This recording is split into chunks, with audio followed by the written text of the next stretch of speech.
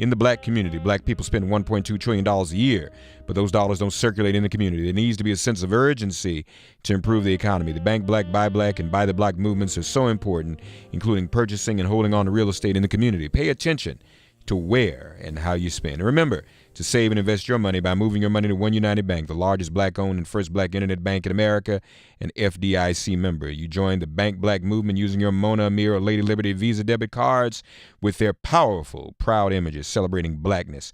Shows the world that black money matters. Just go to oneunited.com. That's oneunited.com. Open an account and get your Visa debit card today so you can bank black, buy black, and build black today. Distractions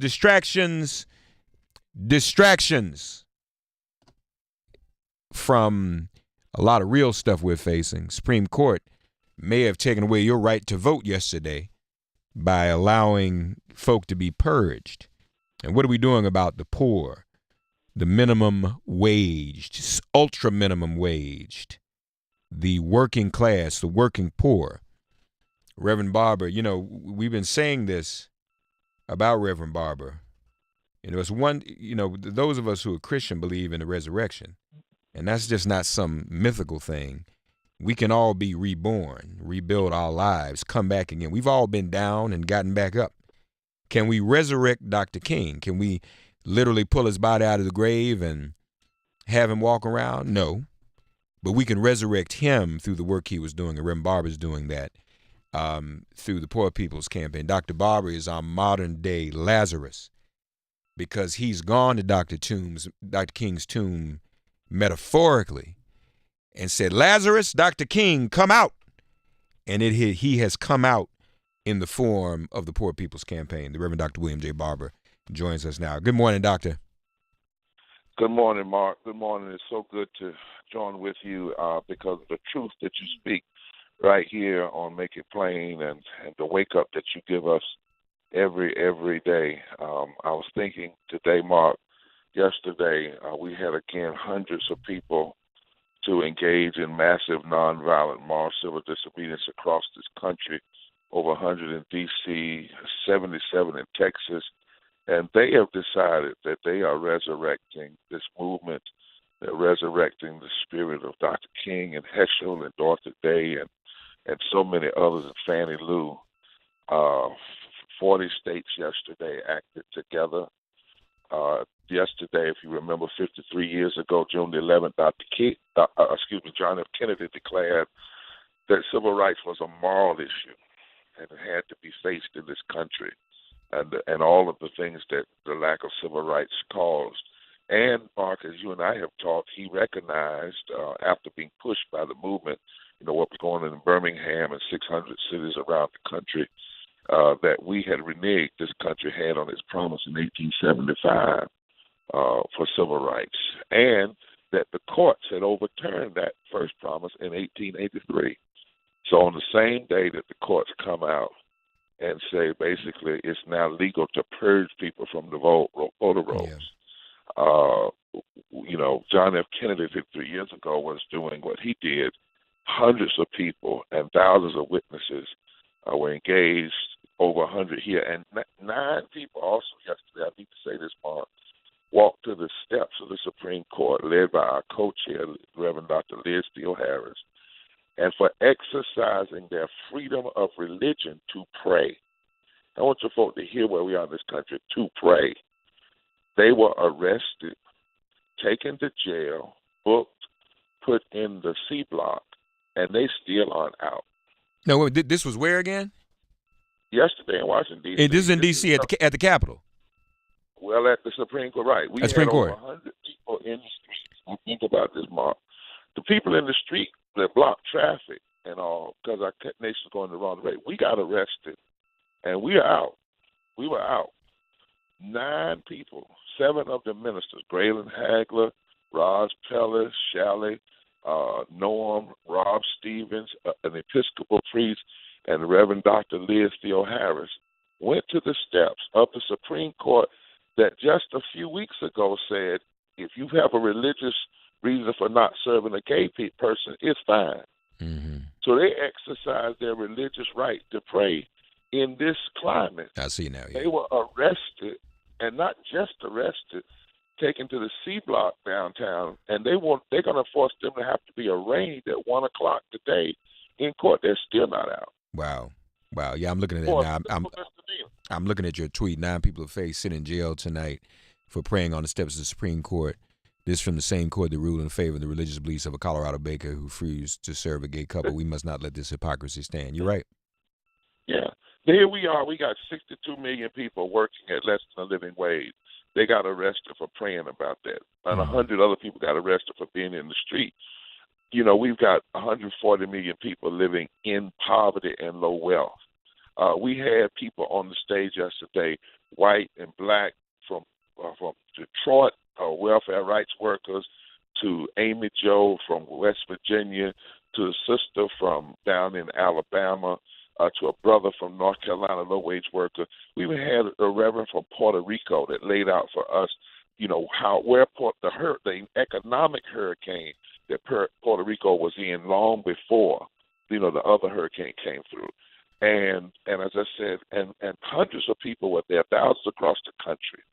That is why we have to keep this campaign going. In Kentucky, Mark, they still block people from going in their own state house. In New Jersey, they're arresting people for just saying they're going in their state house. In Kansas, they said that when the people went in to do protests in the state house, that the state house was injured. Listen, the Capitol building was the victim. Jesus.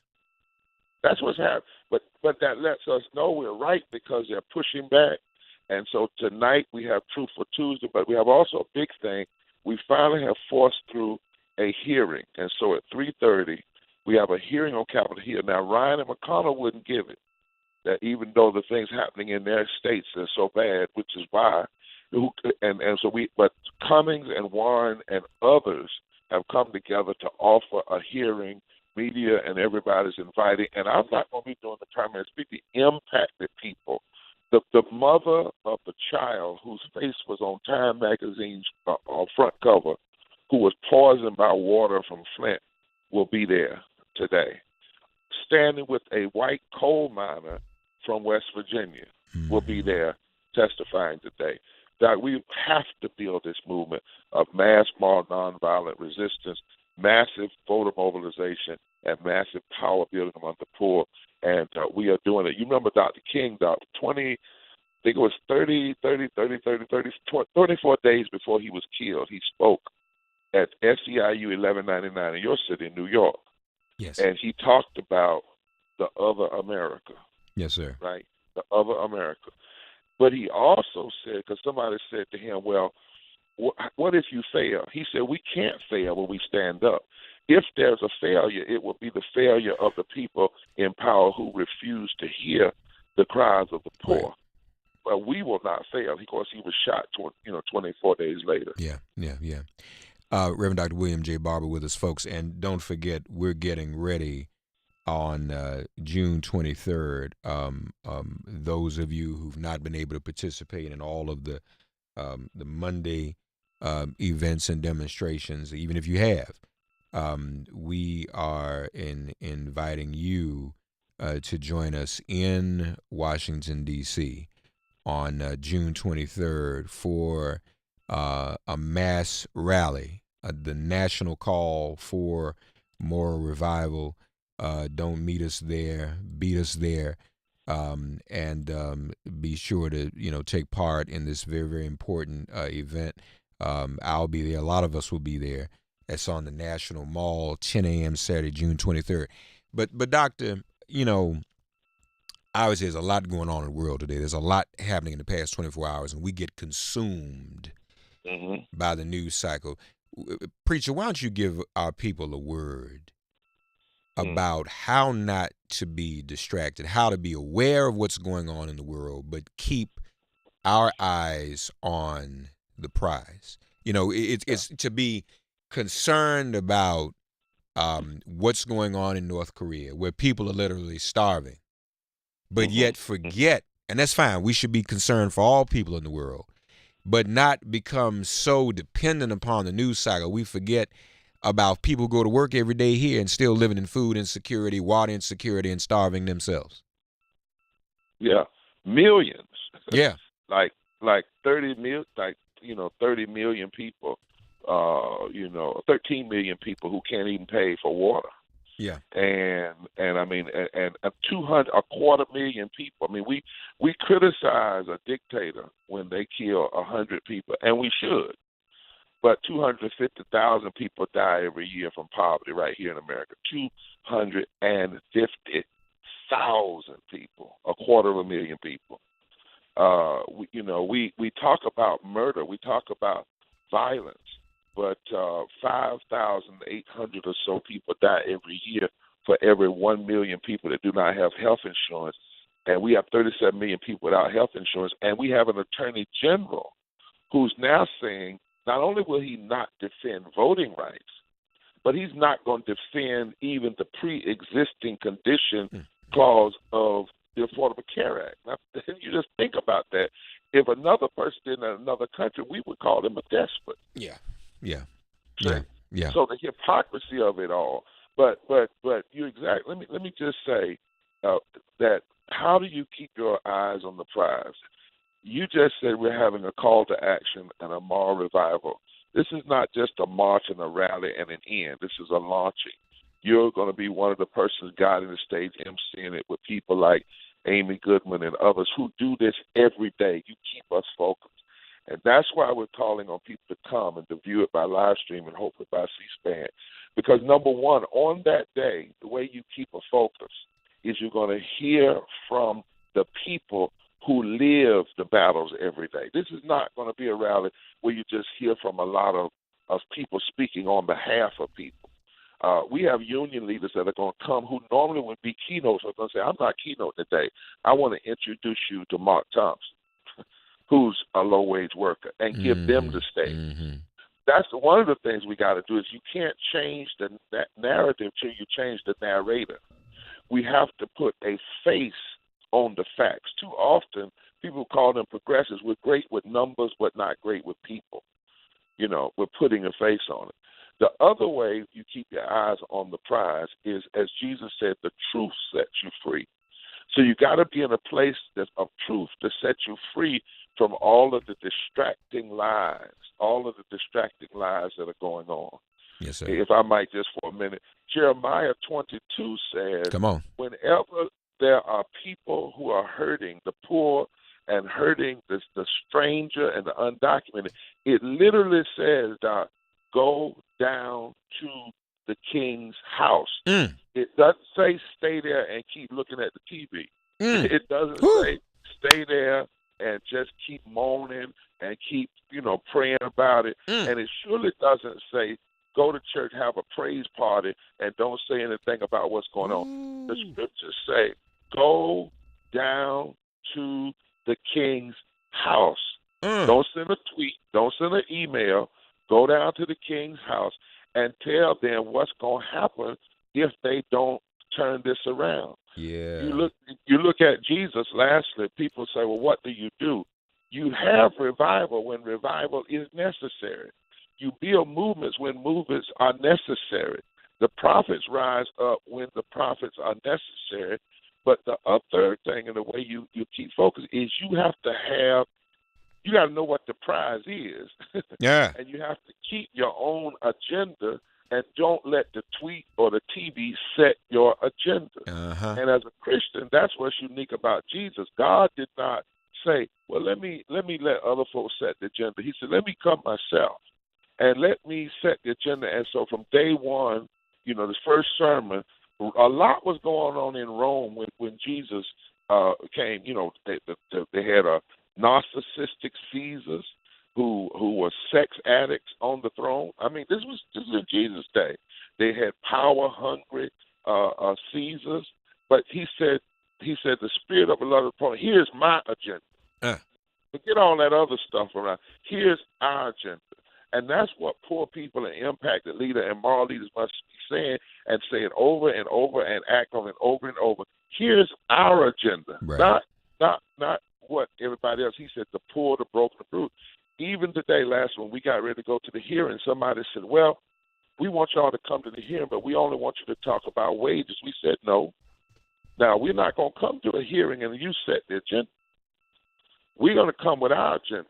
We're not going to go there and talk about middle class and wages and not talk about racism against Native Americans and racism against our immigrant brothers and sisters and ecological devastation, because it's all connected. And so if we have our own agenda, if we own the reality that we have to get up and go somewhere, and if we are constantly in the place of hearing the truth, that can keep us from those three things can help us and keep us from the distractions destroying us, and we keep our eyes on the prize. That's right, folks. You know, and let me just say this. Our enemies are focused. Don't think they aren't. Oh, man. It yes, may sir. look like folk are doing stuff. Even your man in the White House, y'all see him all over doing something different every day. No, he's got a plan and an agenda. And right. It's focused. And it's all to distract us from everything else, to create so much chaos and confusion that we're distracted from what we're trying to do. And That's right. little man from North Korea has an agenda too. See, everybody has an agenda. We need ours. We can't always play defense. Nope. What Barber's saying is we got to learn how to play some offense to ourselves and be about our agenda and be focused. And that's what the Poor People's Campaign is all about. Every day. That's why I tell people, they say, well, so the campaign ends in 40 days. I say, no, this is the launch. This is the beginning. We can't keep reacting. We can't. Once we see, for instance, a Supreme Court is willing to roll back voter rights, we can't just sit and wait till the next election and wait till that. We have to begin to engage and begin to get in the streets and change the public consciousness, Mark. And you're right. In fact, I think that what people ought to really get clear on, and you and I have talked about this, our man in the White House has hired mostly military people around him, you know. Right. Well, what's one of the major tactics of military operations? Distractions. Yeah. That's right. That's right. I mean, people say Donald Trump's stupid. Y'all need to stop saying that. He may be uninformed in a whole lot of stuff. Right. But you can be shrewd and be really uninformed. Right. You know, and meanness, most of the time, meanness and prejudice and racism is not stupid. Yeah. Yeah. You're right. Folks, text moral. You don't feel the system. Say that again. I was going to tell people because we're almost out of time. Text moral to 90975, folks, and go to poorpeoplescampaign.org. In D.C., June 23rd, don't meet us there, beat us there. And you'll be back in D.C. again next Monday, too, right? I will be back in D.C. on next Monday. Actually, Mark, leaving for Liverpool on Friday to speak at the Global Unity Conference, 101 nations that are connected with us, and I'll be in Detroit and Chicago on Thursday. So we're moving around because people all over are saying it's time to go on offense. It's time to go down to the King's Palace. We will see you in Chicago, I believe. I'll be there. With Reverend. That's right, with Reverend Jesse Jack. Text moral to 909 International Rainbow Push Convention. But let me just say this, folks. Reverend Barber alluded to, you know, folks just sitting in church and not doing nothing. There were a lot of preachers at James Cone's funeral. Most of them, I've never seen preach a word of James Cone's gospel. Now, I'm not saying that to put them down, Barber, because we know as preachers, some churches won't let you and I can't say, we can't even talk the way we're talking now in some churches, and we know that. You know, folks invite us to preach, and we have to be, somebody said some of my guests were too diplomatic toward Trump this morning, but diplomacy is real in life. Y'all know that. Y'all know y'all just can't walk up on your job today and cuss the boss out. So you have to be strategic. But I'm saying that to say Barber could, because it's an easy life and not a bad life. You can just go to church and preach and be safe and talk about, real general stuff. Love your neighbor. Act right at work. Da-da-da-da-da-da. But it takes courage to stand up and talk about the gospel from a liberation perspective, as Reverend Barber does. Barber can preach, y'all. He could be T.D. Jakes and somebody else. We could have I was in Midtown the other day, and they were having Hillsong was in town having a big worship service. Barber, I have never seen so many. I'm just passing by. I've never seen a crowd larger or more diverse. Mm-hmm. Black, white, it looked like the rainbow out there. I said, well, why we can't get this in the movement? But it was, I know that's a safe space. And Mm-hmm. they're still talking about religion and faith and Christianity. And I'm not saying it's bad, but it's not applied. It's not, and see, you treat it, we all try to treat it, coming under cone, as an applied faith, an applied science, really. So it's a living, the Bible is a living document. It's living. And go ahead, please. Go ahead. No, I just want to say this, and I want to own something on your show. You know, I come out of, part congregational, part Pentecostal. Yes, sir. I shout, run, well, I hop with one leg. I dance. I believe in the gift of glossolalia. I believe in laying on hands. I believe on anointing with oil. I believe in high praise, all of that. But if you have what we call worship like that, without an ethic for liberation, you just having a party. Noisy gong and clanging cymbal. Yeah, you just having a party. And on the other hand, if you have all of the liberation and stuff, but you don't have any worship, you're not going to have the strength, the spiritual strength, to stand what has to happen. So my argument is not for separating either. I have a professor that said this. He said, we need three things: holiness, spiritual empowerment, and prophetic social consciousness. Holiness meaning a commitment to the things of God. I'm not talking about how long your dress is, but a commitment to God's things of justice and love. Spiritual empowerment and worship is where we need the praise and the strength and the prayers. And prophetic social consciousness is where we need a faith that cuts through all of the distraction and stays on the agenda of God. And all three of them have to be held together. And then he said this. He said, because you can claim whatever you want to, particularly as a Christian, born again, saved, baptized in the blood, double dipped, whatever, all that. Claim whatever you want to. But if it does not produce a quarrel with injustice, if it does not produce a quarrel with meanness, if it does not produce a quarrel with oppression, then your claim to be born of the Spirit is terribly suspect. Yes, sir. Yes, sir. Yes, sir. Yeah.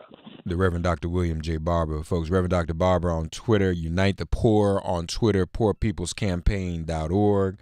June 23rd in Washington, D.C. Don't meet us there. Beat us there. All details at PoorPeoplesCampaign.org. Doctor, text moral too, y'all, to 90975. Text the word moral 90905. Reverend Barber, we love you, brother. Love you, my friend. Take care. We'll see you on the 23rd. All right, and we'll see you in Chicago in a couple of days. Okay. Thank you, doctor. Take care. All right.